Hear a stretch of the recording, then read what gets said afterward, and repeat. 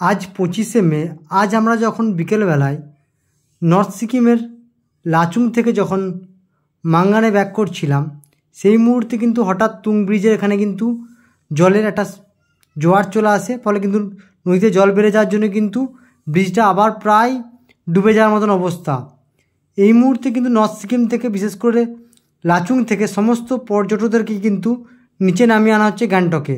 কারণ যে কোনো মুহূর্তে 26 তারিখ 27 তারিখ থেকে একটা ঘূর্ণিঝড়ের যেহেতু প্রভাব পড়বে, সেক্ষেত্রে কিন্তু পর্যটকদেরকে অলরেডি আগের থেকে কিন্তু ওপর থেকে নামিয়ে আনা হচ্ছে।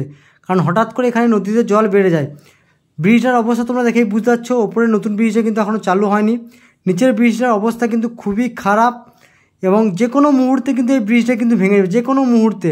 ফলে গাড়িগুলোকে আস্তে আস্তে এখন মুহূর্তে পার করা হচ্ছে এবং মানে কি বলবো তোমাদেরকে, লাচুংয়ের যে সমস্ত পর্যটকদের গাড়ি রয়েছে সেই সমস্ত গাড়িকে অলরেডি তোমার মাঙ্গান এবং গ্যাংটকে ব্যাক করে আনা হচ্ছে এবং সমস্ত পর্যটকদেরকে পাহাড়ের ওপর থেকে নেমে আসতে বলা হয়েছে। এবং যে কোনো মুহূর্তে এই ব্রিজগুলো কিন্তু ভেঙে গেলে বিশেষ করে লাচুংয়ের সঙ্গে বিচ্ছিন্ন হয়ে যাবে, যোগাযোগ বিচ্ছিন্ন হয়ে যাবে।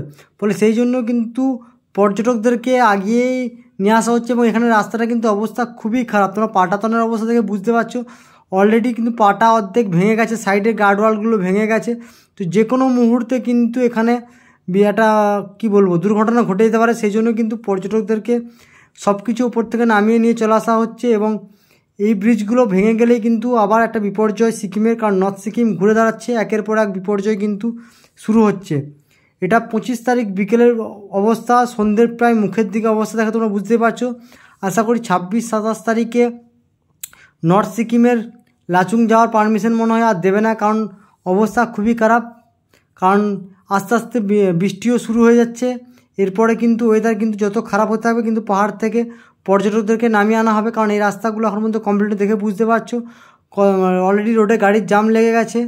আর পর্যটকদেরকে আর আশা করি উপর দিকে উঠতে দেওয়া হবে না, কারণ সমস্ত পর্যটককে নিচে নামানো হবে। দেখেই বুঝতে পারছো কিছু কিছু গাড়ি এখানে মাঝখানে ফেসে যাচ্ছে। দেখেই বুঝতে পারছো সেই রাস্তাটাকে ক্লিয়ার করার জন্য অলরেডি জেসিবিও এখানে চলে এসছে। জেসিবি দিয়ে নিচের পাথরগুলোকে ঠিক করা হচ্ছে অলরেডি।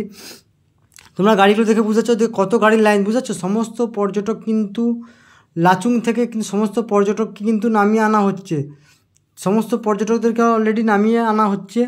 আর চেষ্টা করা হচ্ছে পাশের যে লোহার ব্রিজটা অলরেডি প্রায় কমপ্লিটের কাছাকাছি, সেই ব্রিজটাকে যত সম্ভব তাড়াতাড়ি চালু করা যায়। সিকিমের এরকম ইনফরমেশন ভিডিও পাওয়ার জন্য অবশ্যই এই চ্যানেলটাকে সাবস্ক্রাইব করে রাখতে হবে। যারা ফেসবুক থেকে দেখছো তারা পেজটাকে প্লিজ লাইক করে দিও, ফলো করে দিও এবং ভিডিওগুলো ভালো লাগলে তোমরা কমেন্ট করো। আর এই লোহার ব্রিজটা চেষ্টা করা হচ্ছে আজ বা কালকের মধ্যে ব্রিজটা যদি চালু করা যায় তাহলে খুবই ভালো হয়, কারণ এই ব্রিজটা অলরেডি পাটাতন দেওয়ার কাজ প্রায় কমপ্লিট এবং এই ব্রিজটার চেষ্টা করা হচ্ছে চালু করা খুব তাড়াতাড়ি। কারণ এখানে নিচের অবস্থা কিন্তু খুবই খারাপ, যে কোনো মুহূর্তে কিন্তু পাটার ব্রিজটা ভেঙে যেতে। রাতের বেলা তো বুঝতেই পারছো, আর যত সন্ধে বাড়তে থাকছে তত কিন্তু জলের পরিমাণ কিন্তু বাড়তে থাকছে।